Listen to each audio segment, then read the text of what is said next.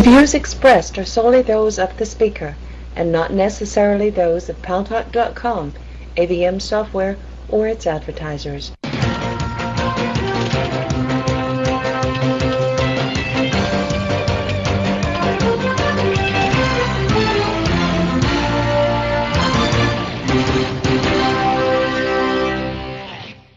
News Talk is online. News Talk Online is a production of Paltalk.com, the largest multimedia interactive program on the internet with more than 4 million unique users on demand on iTunes and on YouTube. And on my site, GaryBaumgarten.com, where you're more than welcome to comment on my comments. And thanks to our friends at CRN Digital Talk Radio, we are syndicated into 12 million additional households.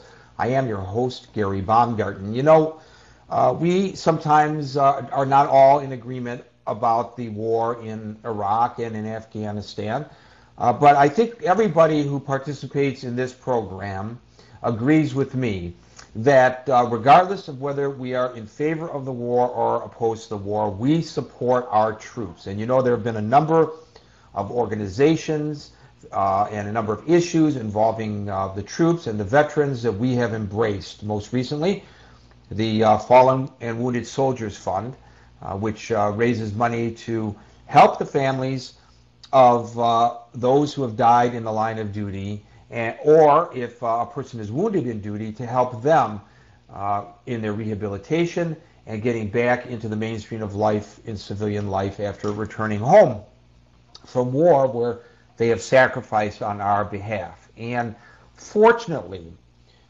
because of the nature of the people of the United States of America, there are other organizations that are doing likewise, including the Texas Fallen Soldiers Project. Now, we have a representative with us as our guest today of the TFSP. His name is Phil Taylor. He is an artist, and he paints portraits of soldiers who have died in battle as a lasting memory for their families. Now, the TFSP, the Texas Fallen Soldiers Project, was established to honor, respect, and forever remember soldiers from the Lone Star State who have sacrificed their lives while protecting our freedom, and makes available at no cost to the family a framed, hand-painted portrait of their fallen soldier.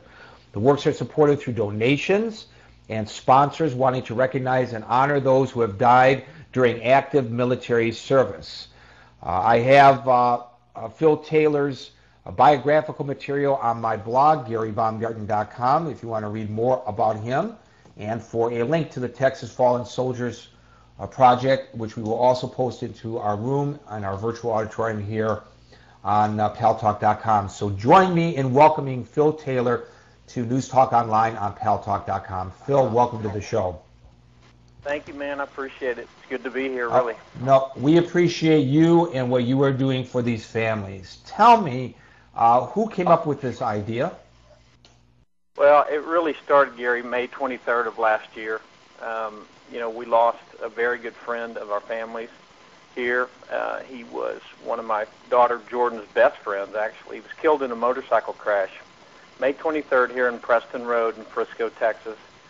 And through that loss, we discussed a way to honor him and remember him and reach out to the Dawsets in some loving way. And a portrait was mentioned. You know, I've been an artist for over 30 years, and it just seemed like a great opportunity to do something to remember him. And I stayed up all night, painted Ben, and got the portrait to the funeral parlor. And the dad, just the response that I got from him when he got the portrait next to the casket at the funeral, and the embrace, and it was so overwhelming that it moved me and inspired me. And in a sequence of events where I lost a friend, and he was actually the brother of one of my dear friends from high school, Captain Blake Russell, went down in Iraq.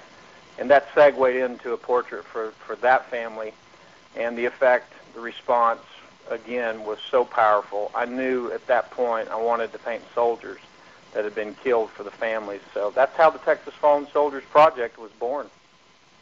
And how do the families respond when you hand them this portrait? It's amazing. I mean, I think I was somewhat naive when I got into it just, you know, under a year ago.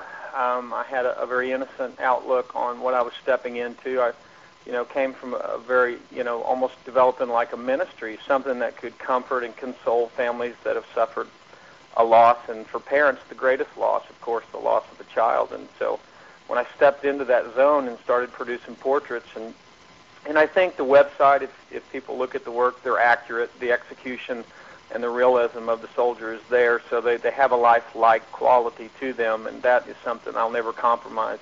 So I'm committed to that cause and to that level of excellence, and that seems to create a very emotional effect. But on our site, on the home page and throughout the news page, you can watch many news stories. The best one, without question, that answers your question is the PBS documentary that just went up on our site and also went off on the PBS station. It's a 12-minute documentary filmed here in Austin of the most highly decorated soldier that's been killed of the 4,554 that was reported by the Defense Department this morning. But his name is Master Sergeant Robert Horrigan, and his identical twin brother John lives here in Texas, lives just outside of Austin in Burnett. And so I did a portrait of Robert. It's in the gallery. You can see it, and you can watch all the news stories that covered it. And the BBC World Network was there to cover it. It was a very big event. The mom came in from Maine, and the sister came in from Ohio, and it was so powerful. And, you know, when they cry, I cry, and they look into the eyes of the portrait and see that, you know, that life that's, you know, I've had moms say, my son's finally come home. I've had portraits that have ridden in the back of vehicles for days after they've received them. I've got letters and gifts that they send me. They're just beyond words. If you read them, you're so humbled by the effect, and it makes you work that much harder to make sure that the eyes and the face and the features are absolutely perfect. Well, you know, this is your expression of how you believe the families react. Let me just read something that somebody in our audience just wrote in text on Paltalk.com, a woman who lost her son in battle. What he does makes families that have lost their loved ones in Iraq feel as though their loved ones are being honored and not forgotten. Is that really what you're attempting to do here, Phil Taylor?